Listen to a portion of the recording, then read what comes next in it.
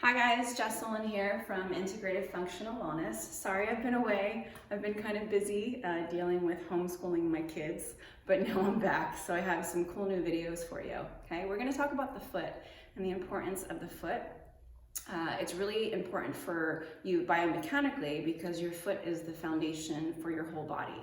And your foot takes a lot of force and a lot of wear and tear. So really breaking up a lot of the fascia in your foot is important for joint health and for mobility in the ankle, okay? So a couple of tools we have today is your tennis ball and your lacrosse ball. And people ask me all the time, like, hey, which one do I use?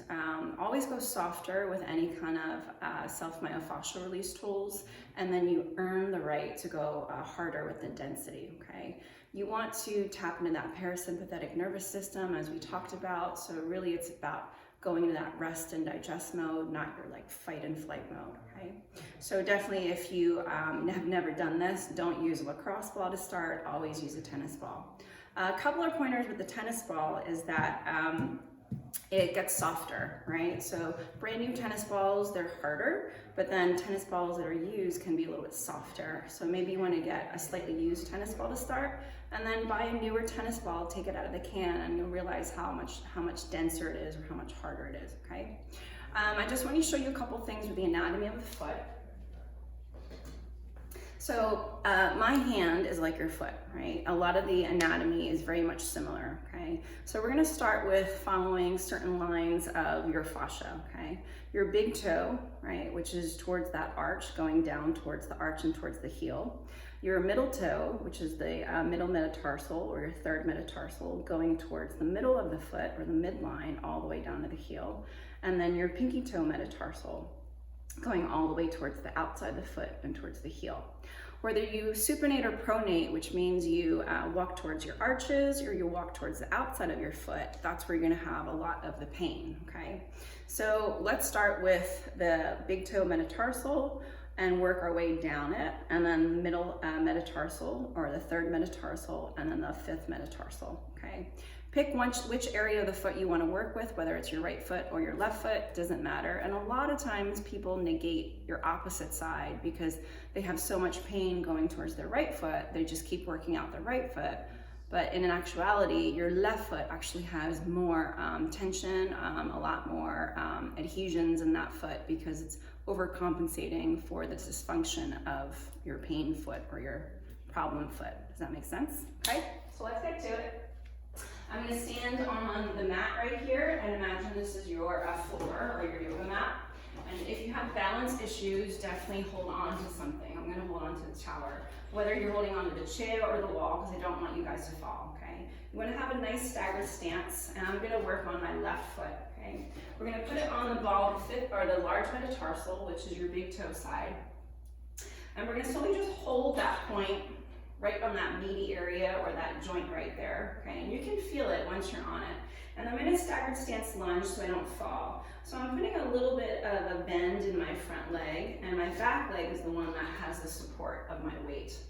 So you want to find a little bit of pressure. It's almost like you're leaning forward a little bit, not too much, okay? All your weight is going slightly forward onto the tennis ball. And then you're going to hold that point, and we're going to do what's called a pin and stretch move. So you're going to curl the toes to your nose and then grab the toes with, or grab the ball with your toes, okay? And do that over and over again, and you're creating this length in the plantar fascia underneath your foot. And you're also thinking about breathing through the whole process. Your shoulders are not going in your ears, and you're using that diaphragmatic breath that we talked about in the earlier videos, okay? And you don't have a death grip on whatever you're holding on to for support, okay? Tummy isn't tight, so your abs are slightly on, so you're not just lazy, but you're actively standing, okay? And you do that a couple times, maybe about 5 to 7 times, and then we're gonna start to span the ball side to side. So the spanning means you're going left to right. So you're gonna follow the ball of the foot to the pinky toe and all the way to the big toe. So nice and easy, you're gonna turn it, or turn the foot side to side, and putting a little bit of pressure again, and you're leaning a little bit into that ball. And at the same time, you're doing that pin and stretch move, grabbing it and flexing your toes to your nose. And now we're ready to mobilize, right? So you're gonna take it back to the metatarsal of the big toe. And we're gonna slowly start to think about ironing out a wrinkle as we guide that ball down towards the midline or the inside of the foot, okay? So nice and slow and methodical is what I want from you guys. I don't want fast, right? But you're thinking about sinking into that tissue, a lot of the superficial layers of the tissue. And you're gonna move the ball maybe 1/2 inch, lean into it, do a pin and stretch move, that grab and release, and then move it just a little bit more, right? And you're feeling out where the adhesions are, right? And if you find a road map or a bump in that road map or the road, you want to hold that knot or adhesion, we call it, and you're gonna slowly start to do that pin and stretch move once again, okay? Use your breath, super important.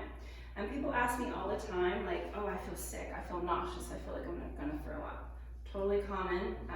You want to drink a lot of water, definitely before this, and a lot of water after this, or else you'll get a headache. And if you do feel like you're gonna throw up, stop right away, take a little break, and go right at it, because you're breaking up a lot of toxins in there as well too. It's kind of like getting a deep tissue massage or reflexology, okay? And you slowly start to follow that line all the way to the middle of the foot, where the inside of the foot, which is your arch, and that's where a lot of pain is, okay?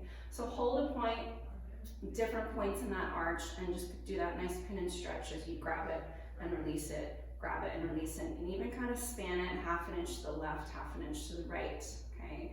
Follow it all the way down towards that heel, nice and easy. And then you're gonna go take it back. So from the heel all the way back to where you started. And you do that a couple times, forward and back, and then you gravitate to the midfoot, and you start with the metatarsal of the middle toe, or the third metatarsal, and you do the same exact thing. And you're just gonna repeat, rinse and repeat, rinse and repeat, okay? Really important with self-myofascial release is that you always want to go slow. You never want to go fast. There's a thing called pre-gen and post-gen, where pre-gen, you want to think about prepping for your sport, whatever you do, whether it's running, biking, swimming, and you want to go pretty quick with it, because the whole purpose of it is just to get some blood flow to the area and to the tissue. But afterwards, when you're doing more of the recovery, you definitely want to think about going more slow and methodical and using your breath into the movements, okay? Always stretch right after. So great stretches that I do after I release my foot is I do the calf stretch, right? Or the plantar fascial stretch.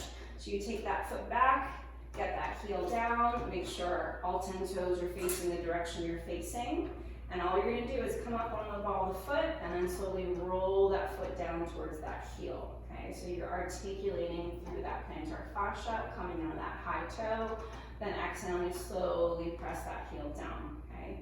And definitely, once you start working up towards the calf and working out the calf, which is the next video, you're gonna feel more of that stretch from the plantar fascia all the way to the Achilles tendon and into that soleus and the calf muscle as well, okay? Questions, let me know, add some comments, and subscribe to my video. Have a great day.